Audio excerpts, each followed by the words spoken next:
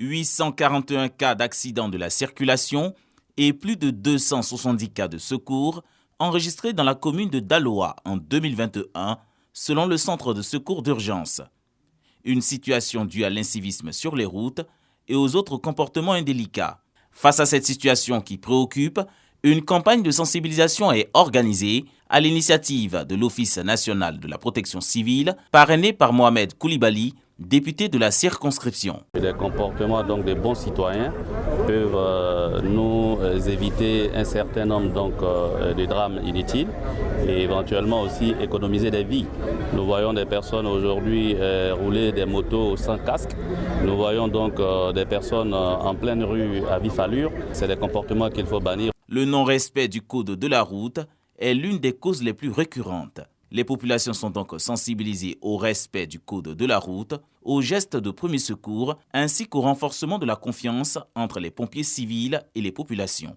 Le centre de secours d'urgence, ici, ne compte que 70 agents qui rencontrent certaines difficultés. Nous sommes souvent confrontés à l'affolement de la population puisque lorsqu'ils nous alertent, souvent ils se trompent de numéros.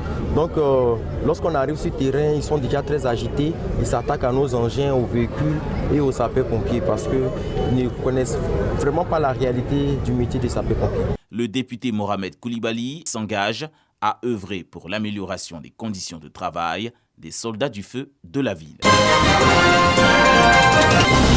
Sortir de la clandestinité et aboutir à la légalité, créer un cadre de concertation et d'échange entre l'État et les orpailleurs, faire de l'orpaillage une activité légale et encadrée. Ce sont entre autres les objectifs que s'est assigné le syndicat national des agriculteurs miniers de Côte d'Ivoire, Sinamissi, à travers cette première convention à Yamoussoukro. On souhaiterait que l'État essaye de permettre à ce qu'on travaille sur les grands permis, selon le protocole de l'État sur l'utilisation des espaces en artisanat et puis semi-industriel. Si c'est validé, il n'y aura plus de orpaillage clandestin. Parce que c'est le document qui légalise l'extraction de l'or, qui autorise un orpailleur clandestin à être dans la légalité.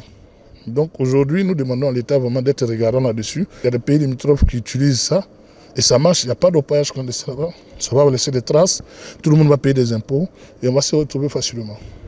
En 2016, l'orpaillage clandestin a fait perdre à l'État ivoirien 479 milliards de francs CFA en 10 ans. Le phénomène toucherait 24 à 31 régions en Côte d'Ivoire et il est exercé sur plus de 1000 sites d'extraction avec plus de 500 000 personnes qui vivent de cette activité. Nous, dans notre démarche en tant que leader de jeunesse, nous devons aider l'État à combattre l'orpaillage clandestin.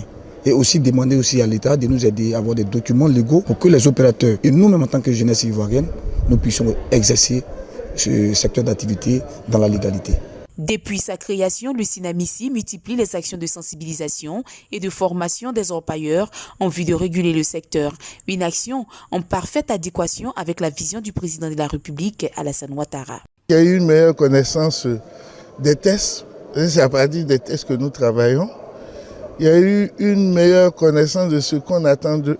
Nous allons continuer de les épauler pour tous ceux qui veulent avoir des informations sur l'activité que je dirige. L'enthousiasme que j'ai vu dans la salle démontre que les orpailleurs qui étaient encore dans la clandestinité souhaitent rentrer dans un cadre formel. Plusieurs ministères ont pris part à cette première convention du syndicat national des agriculteurs miniers de Côte d'Ivoire.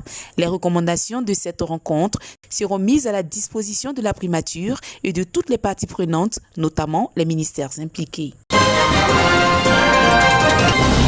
Doter les villages de producteurs de cacao de centres de santé et d'ambulances pour garantir la durabilité de la production. C'est dans cette vision que s'inscrit l'ONG Care International avec ses partenaires financiers. Le transport et l'évacuation des malades du village de Ndénou, département de Tabo, vers des centres de référence se fera désormais sans difficulté. Pour évacuer les malades ou bien les blessés graves ou bien les cas d'accouchement difficiles, ce n'était pas du tout facile pour nous. On le faisait en moto. Aujourd'hui, Dieu merci, nous avons une ambulance. Une ambulance de 35 millions de francs CFA pour Ndénou et les autres villages environnants. Une action humanitaire de Care International rendue possible grâce à son partenaire financier Cagile West Africa. Une ambulance d'une valeur de 35 millions de CFA cofinancé à 65% par le projet Prosper, mais aussi à 35% par la coopérative et la communauté. Comment les communautés, au travers du projet Prosper, ont pu se mobiliser comme un seul homme pour réaliser leur ambition d'améliorer le système sanitaire par l'acquisition de cette ambulance avec l'appui de Cargill et l'accompagnement bien évidemment de Care International. Pour le parrain de cette cérémonie, le président du conseil d'administration de la coopérative ETC, tous ces efforts vont augmenter la productivité du cacao. L'ambulance a été destinée à Ndenou, un village qui fait du bon cacao d'ailleurs. Aujourd'hui, je pense que ce village reçoit la joie. À travers ce don, Care International met en œuvre son plan d'action communautaire établi au cours des diagnostics participatifs avec les communautés.